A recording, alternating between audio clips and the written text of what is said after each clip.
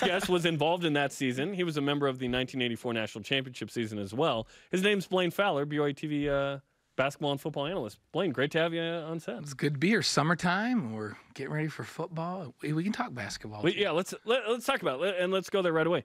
What's your proudest moment to be a BYU Cougar ever?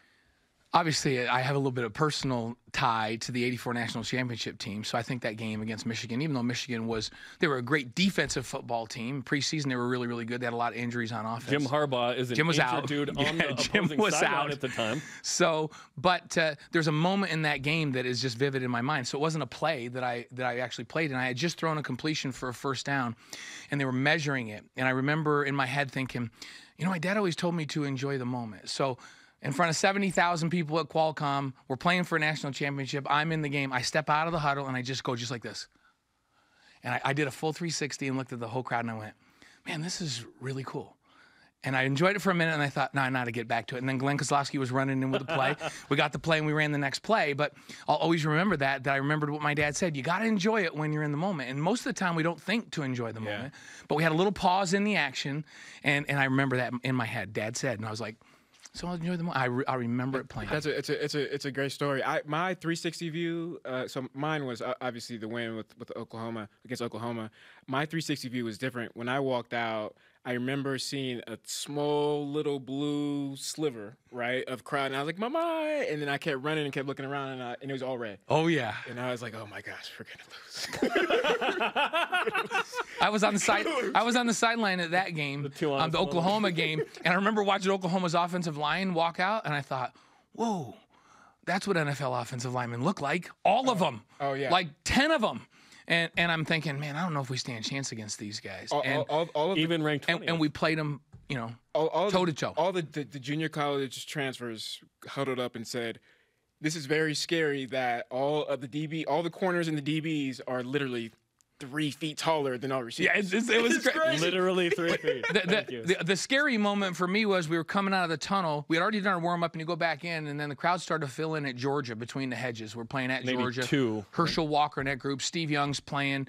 He's a young quarterback. He's going to throw a bunch of interceptions in that game. Tom Homel's going to have a right. pick Tom six Homel's in that going to game. and almost get caught by Herschel running down. But didn't. But I remember coming out the last time, you know, before kickoff, and the place was full, and I could hear this like dull, like, shit.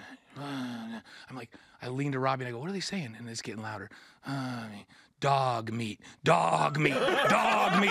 And I kind of got the chills. I'm like, oh, that's really cool. And I remember thinking, this is big time. And I was the young, and I'm like, man, I'm glad I'm not playing tonight. This is scary.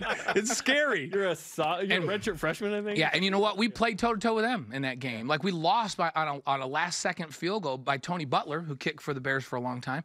And Steve struggled in that game through a bunch of interceptions. He was growing up at that time. Junior Steve. Yeah, and but we stood toe-to-toe with those guys. And so, you know, BYU's capable of playing. You know, you guys won that Oklahoma game. We stood toe-to-toe with Georgia in that game. I mean, look at just Wisconsin on the road. Texas. You know? And so BYU's very capable of standing toe-to-toe with those types of teams. And you remember those games. Those are memorable games. That Oklahoma game, I didn't play. I was on the sideline, but I remember it well.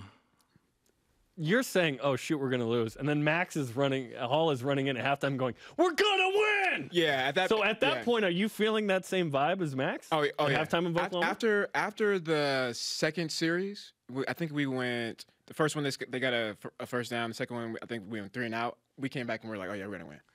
And It changed. Oh yeah, it changed. This is before Butterflies halftime. are gone. This is before halftime. You're good. We were like, we were so prepared.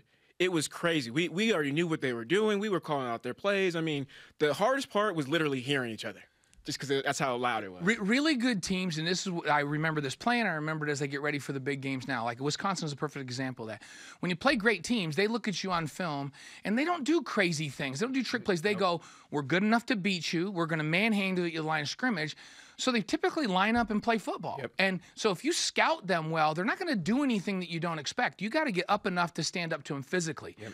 And that's always been the case. Yep. When BYU steps up and plays these big name teams, they're not going to come and try to trick BYU. No. And so BYU's got to come with a few wrinkles of their own, and then they have to stand toe-to-toe. But see, you need a guy like Max, right? Yeah, that thinks that you can just win every game. Like Max yes. is. You got to have a leader to follow behind, because once I mean, we felt that, but once we saw that, we were like, oh, yeah, Max said it. So And he wasn't words, he was words and deeds. My favorite story, Max was just a sophomore, and Bronco was told me this story. It was like, there was a game, I wish I could remember the game, but BYU scored and then the other team scored. And then BYU scored and then the other team scored. And then BYU scored and the other team scored. And then Max was walking by Bronco, and I think he was a sophomore, and he says to Bronco, do you think we might stop him at any time tonight, or we just Probably Tulsa. Yeah. 07. And Bronco said his first thought was, and then he thought, oh, no, I kind of like that. I kind of like that edge that he has. I kind of like that he's playing with a chip on his shoulder and thinks he's just going to score every time if he needs to. And that's the way Max played. You got to play loose to play against those types of teams. You need a guy that just expects that he can play at that level and beat teams at that level. I think that the thing that sticks out to me the most, as we're going through the history, right, the favorite moments and the big teams, we can match up because we come out and we're out the gates and we're physical, right? But when you look at the schedule, and this goes to a little bit of your concern, when BYU schedules the way that they are, how can you match up every single week? Right? I feel like, and you tell me, you played in the games, it was easier for you guys to get up for the big ones than if you had stacked a bunch of those in a row. That would have been physically demanding. Always. That's why our expectation was if we don't win 11 games, then what's wrong with us, right?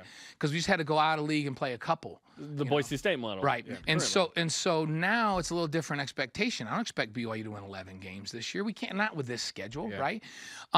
They're more physical. Right now, BYU, when I look at them defensively going into 2019, I feel like this can be a top 10 defense. Yeah. But to be a top 10 defense, they have to stay healthy. They're deep on the offensive line. They're not deep at safety. They're not deep at linebacker, but they're really good at those positions to start. That's why it's nice to have Utah early. And maybe it's nice to play these 4 teams early. But if they can stay healthy and you're a top 10 defense, you can stay with every team, and then you got a chance to win at the end. Yep. And so that's when I look at this schedule. You guys have been talking about this FPI thing, and they're going, hey, they're going to lose the first 4 and win the last 8. I don't know if I agree with it. I think maybe the win total's probably right. I say to get at least one of those first 4. At least. At least one of those first 4. And I won't be flabbergasted if they get 2. And then I don't expect them to win. I expect they're going to have a game where they're going to turn it over or do something stupid down the stretch. Because remember, they still have Utah State, Boise State, San Diego State, who are all really good programs in the back half of that schedule. Eastern time zone trips. I'm not. If they lose a game down the stretch, I won't be surprised by that either.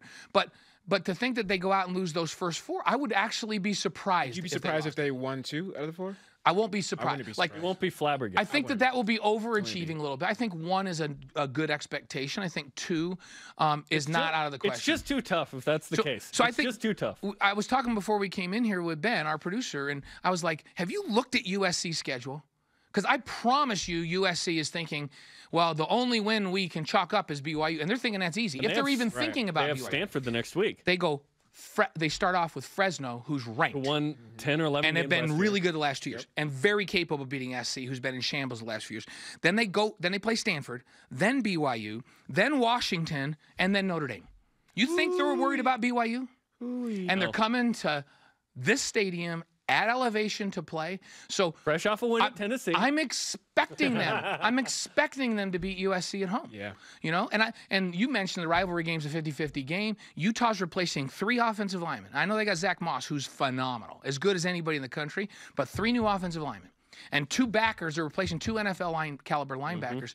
They're really, really good. But I think BYU, if they're good defensively and they're better offensively, Zach Wilson has that kind of mojo Max Hall. He has that McMahon. He expects to win, right? I'm not surprised if they beat Utah. That's a 50-50 proposition. I expect them to beat USC at home. And then Washington and Tennessee, we'll see. 2 doesn't surprise me. If they don't win one of those first 4, that will flabbergast me too. Yeah, and that would really set back the season in an incredible way. Even if BYU won the next 8, it's like, but the 4 big ones you didn't. So BYU's got to go at least 500. I brought up the 97 Cotton Bowl win as my proudest moment as a Coug. I always bring up 96 as one of the all-time greats. Do you feel like your 84 team was the best team ever?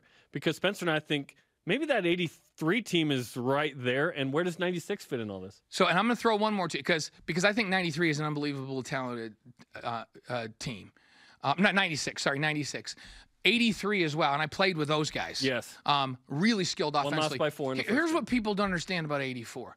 That was a lights-out defense with 2 multi-year starting NFL outside linebackers in Kurt Govea and Leon White. You know, that was as good a defense as BYU's ever put on the field. That 96 team was a good defense too. The other one I'm going to throw in there is 1980, Jim McMahon's team that beat SMU. Junior year. And that team offensively was scary. And people don't realize how good SMU was back in those days. Yeah. I mean, when you're paying guys there's a that kind of money, when it. you're paying that kind of money for players, you're going to get good talent. players. And you got Eric Dickerson, Craig James, and all those guys.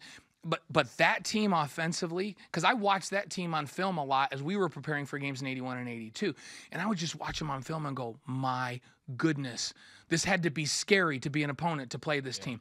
So offensively, that's as good a team as I've ever seen. And I would throw 80 in there with the greatest. And I don't know, if 96 and 84 played, it would be a great game because I think 84 could play with anybody because of our defense. You're right. We don't bring up 80. 12-1 with a 4-point loss in game 1. That's the 83 scenario. Wow. That's the same situation. Phenomenal football team. And I watched them on film every single week because that was the next year I came in.